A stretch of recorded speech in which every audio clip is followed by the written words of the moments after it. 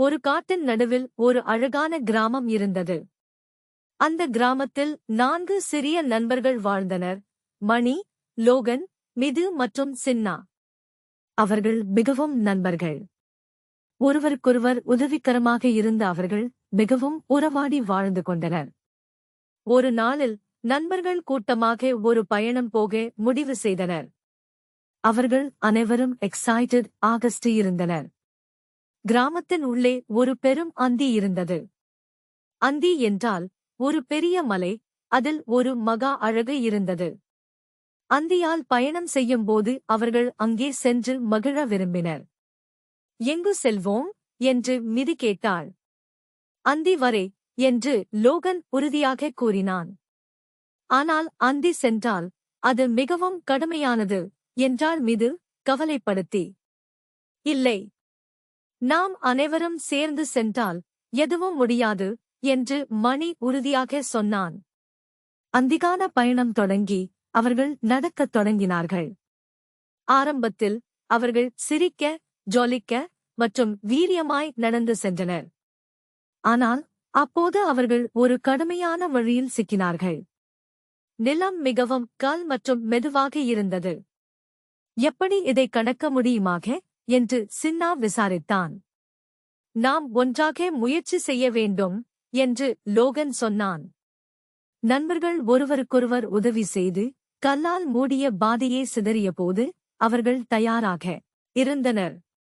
அவர்கள் கைகளை பிடித்து ஒரு ஆரோக்கியமான கூட்டமாக இணைந்து அவர்கள் அந்த இடத்தை கடக்க முயன்றனர். தொடர்ந்து செல்லும்போது அவர்கள் அழகான பூங்காற்று, அழகான மலர்கள் மற்றும் வண்ணத்துப் பூச்சிகள் காட்டின் அழகை மேம்படுத்தியது. இது அவர்களின் மனதை உதவும் வகையில் செய்தது.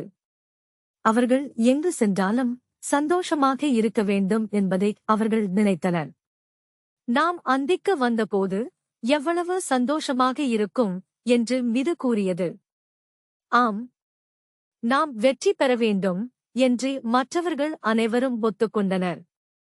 இறுதியில் அவர்கள் அந்தியின் அடிவாரத்திற்கு வந்து கொண்டனர். அந்தி மிகவும் உயரமாக இருந்தது. ஆனால் அவர்கள் வெற்றிகரமாக சென்றிருந்ததை பார்த்து அவர்கள் பெருமையாக இருந்தனர். நாம் இங்கு வந்துவிட்டோம் என்று மணி அளவுக்கே கூறினான். ஆனால் நாம் இன்னும் மேலே செல்ல வேண்டும் என்று லோகன் உறுதியாக கூறினான்.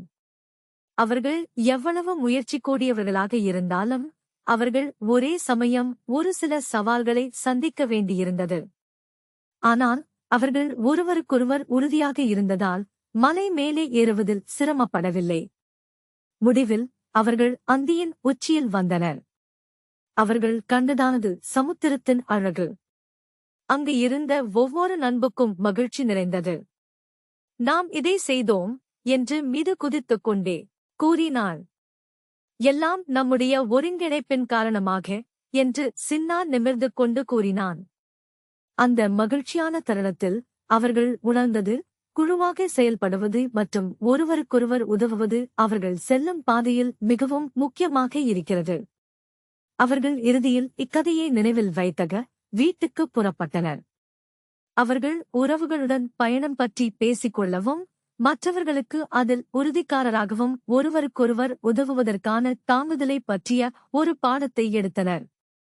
அந்தி அல்லது விவரங்களைப் பற்றி நினைத்தபோது அவர்கள் ஒரே சமயம் சிரித்தனர். உறவுகள் மற்றும் சேர்ந்த முயற்சியால் மட்டுமே அந்நிலவு, மகிழ்ச்சி மற்றும் வெற்றியையும் அடைய முடியும் என்பதை அவர்கள் அறிந்து கொண்டனர்.